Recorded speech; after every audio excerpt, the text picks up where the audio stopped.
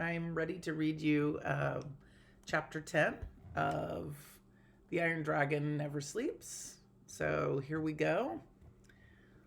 The first thing, remember, we left with scary stuff happening. There had been an explosion and someone was riding a horse off to get the doctor. The first thing they saw was the collapsed tunnel entrance. Where a large hole had stood minutes before, there was now only a jumble of rocks and dirt. The air hung heavily with dust. Most of the shouting had stopped, but the foremen were still trying to organize the crews into long lines. One foreman saw the Tuckers pull up in the buggy. He rushed over to them. "Mrs. Tucker?" "Yes." "How did you get here so soon?" She looked confused. "I don't understand." "I mean, it's only been minutes. How did you know that Eli—" He stopped abruptly, seeing the change in her expression. "I didn't know," she said, slowly. She pointed to the tunnel. "Eli? Eli's trapped in there?" "He came over this afternoon," said the foreman. "We needed his help." "What happened?" asked Flapjack. "Someone set a charge too close to the support beams. The explosion knocked several of them out. Some men are trapped inside. About 8, I think." He gulped. "But don't you worry. We'll get Eli out. We'll get them all out." Marjorie nodded dully. Winnie looked at the huge pile of rubble. The crews were digging frantically at it, but they didn't seem to be making much of a dent. Winnie felt dizzy. Her father was trapped behind that small mountain. She wanted to be brave, but she only felt frozen. It was easy to read about courage in a book. It was different when it was really happening. "Step aside, make room." It was Mr. Strobridge. His beard looked even darker in the lengthening shadows. Winnie was glad to see him. He was in charge, wasn't he? He was sure to do something. He started by shouting orders. Some men brought up more pickaxes and shovels. Others tied ropes around some of the fallen timbers. "Come on," thought Winnie. "Faster, faster." "What's going on?" her mother asked. "It looks as if some things are being done twice. Why isn't everyone working together?" "White crews won't work with the Celestials," Flapjack explained. "Why not?" asked Winnie. The old miner sighed. "Because they're Chinese. That's all the reason they need. White workers are willing to boss the Celestials, but they won't work as a team." "But this is an emergency," thought Winnie. Winnie looked around anxiously. It was then that she saw Lee standing quietly beside her. "Oh, I am sorry, Winnie Tucker. I did not mean to frighten you." "You look pretty frightened yourself," thought Winnie. Then she remembered that what the foreman had said. 8 or 9 men were trapped in the tunnel. Was one of them Lee's brother? "My father is in there," she said quietly. "And Tom," said Lee.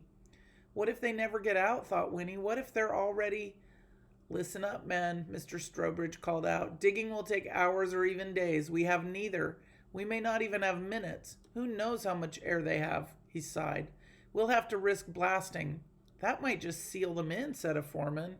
Mr. Strobridge tugged on his beard. "It might, or it might blow them to kingdom come.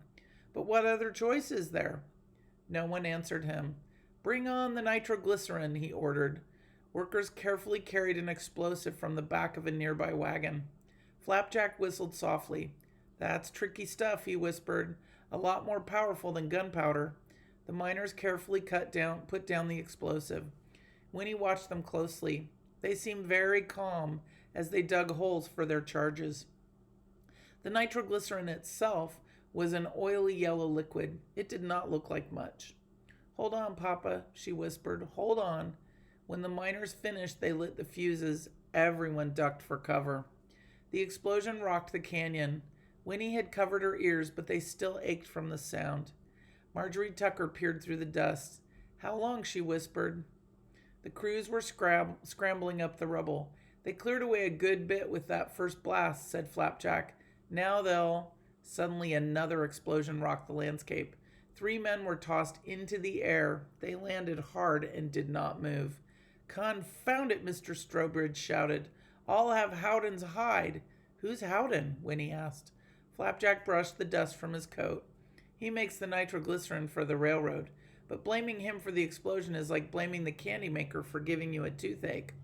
"What went wrong?" asked Marjorie.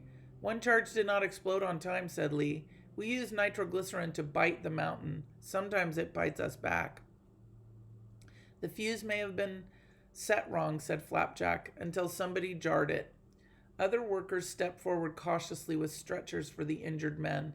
I don't see anything, said Marjorie. Flapjack squinted through the dust. That first blast just got things started, he said. Now they'll dig for a while before blasting again. Lee was wringing his hands. He wanted to help, but the foreman had already shooed him away twice. Winnie looked down. Her own hands were shaking. I hate all this waiting, she said.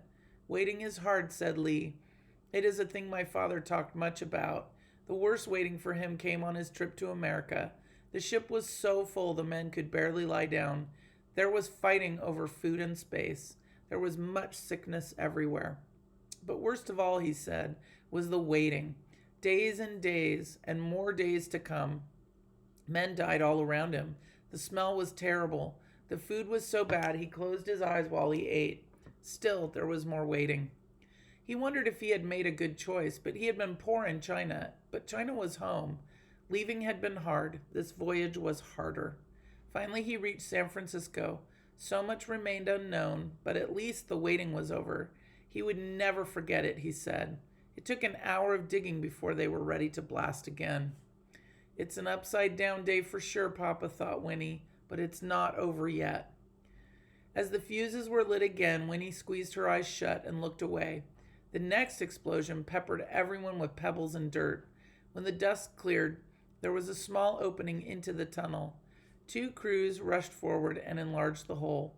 We found them, they called out. Everyone hushed, waiting for news from the inside of the tunnel. And they're all alive. Hooray, shouted Winnie. She felt happy and excited and relieved all at once. She gave her mother a big hug. Then she hugged Flapjack, and then she hugged Lee. He even hugged her back. Then they realized they were hugging and quickly jumped apart.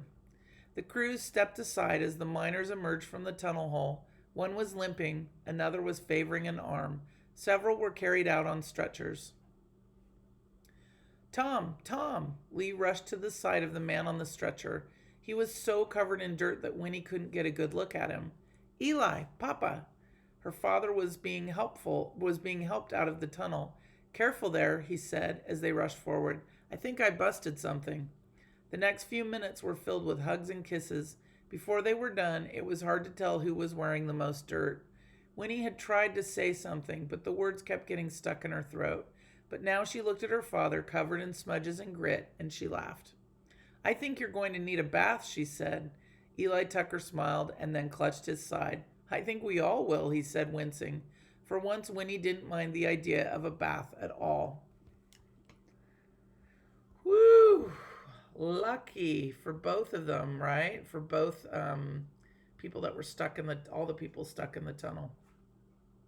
All right. I will talk to you later. Bye.